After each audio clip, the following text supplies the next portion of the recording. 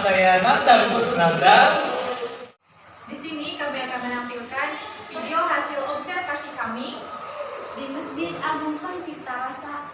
Penasaran kan videonya? Tonton video ini terus. Sama Bapak siapa ini Pak? Pak Ahmad. Ahmad. Punten Pak, sebelumnya diganggu. Ini mau nanya-nanya seputar kearifan lokal yang ada di Masjid Kasepuhan ini. Sebelumnya saya ini Pak mau perkenalkan, nama saya Nandang Pak, dari yang teman saya ini Sally, terus ada Carmelia dari IAIN Syekh Nurjati Cirebon. Pertama mau nanya dulu bagaimana sejarah Masjid Kasepuhan ini Pak? Ya, terima kasih atas kedatangannya dari IAIN. Cirebonnya. Yang pertama mungkin dulu zamannya masih Babat Cirebon punya inisiatif dan gagasan. Pada waktu itu yang punya gagasan membangun masjid itu Nyai Mas Pakumwati. Itu punya gagasan, dilanjutkan dengan Sunan Kalijaga sebagai arsitekturnya. Jadilah pembangunan yang pada waktu itu dibangun kurang lebih tahun 1480. Tahun 148 itu 80 itu sudah diseminarkan, itu menjadi ada mendekati kebenaran.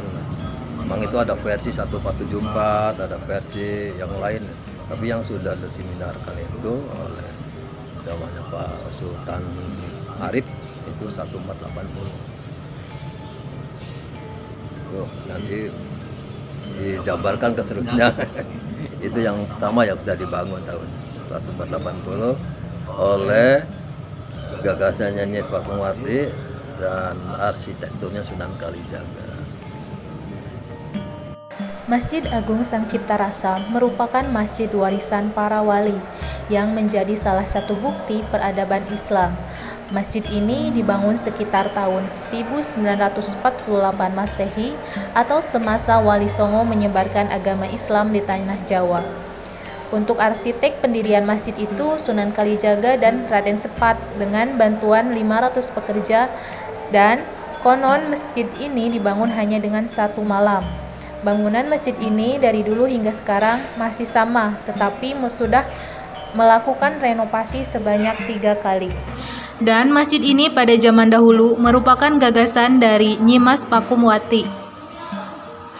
Secara umum masjid ini memiliki 1 ruangan utama yang memiliki 9 pintu yang sesuai dengan jumlah Wali Songo, yang terdiri dari Sunan Maulana Ibrahim, dikenal dengan Sunan Gresik Ampel, Sunan Giri, Sunan Derajat, Sunan Kalijaga, Sunan Kudus Muria, dan Sunan Gunung Jati. Ukuran pintu utama hanya 160 cm.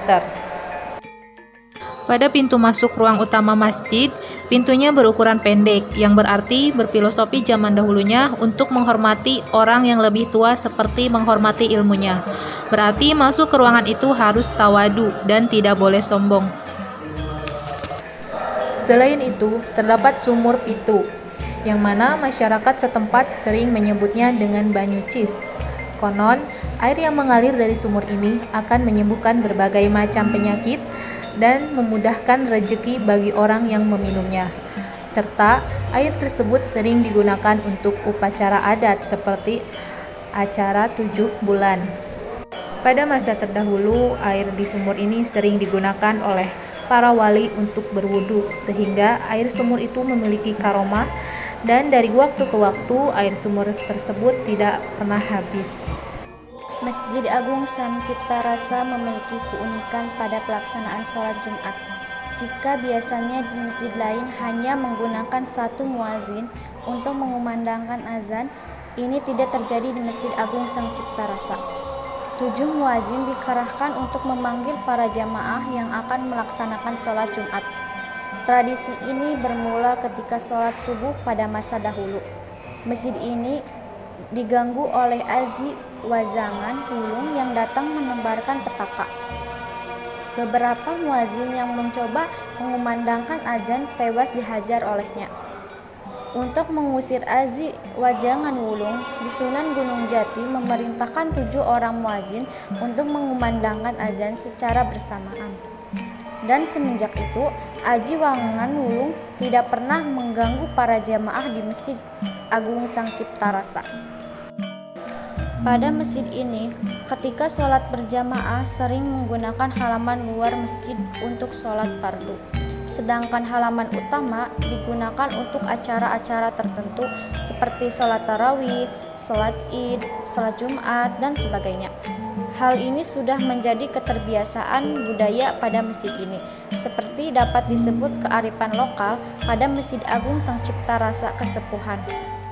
Dan pada bagian mihrab atau bagian tempat pengimaman, di atasnya terdapat seperti ukiran bunga teratai, di mana sering ada kejadian jika imam berdiri sejajar dengan bunga teratai tersebut, maka akan membuat imam tidak fokus dalam membaca surat, dan seharusnya imam harus lebih depan atau lebih belakang dari ukiran tersebut, supaya terhindar dari gangguan dan ketidakfokusan. Hal ini sangat diyakini hingga sekarang.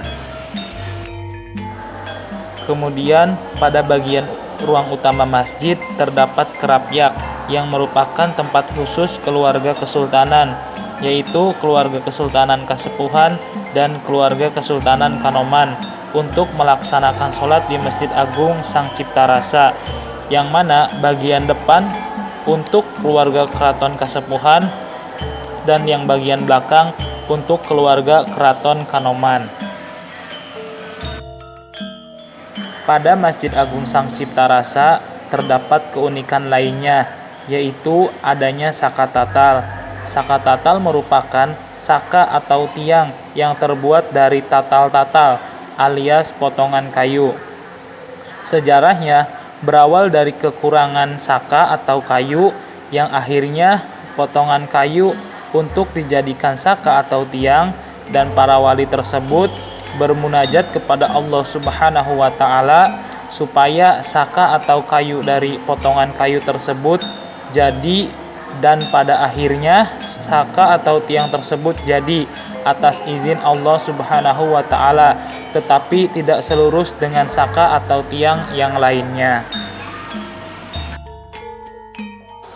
Keunikan yang ada dan kearifan lokal yang ada dalam Masjid Agung Sang Cipta Rasa Kasepuhan Cirebon menjadi suatu ciri khas tersendiri dari kota Cirebon.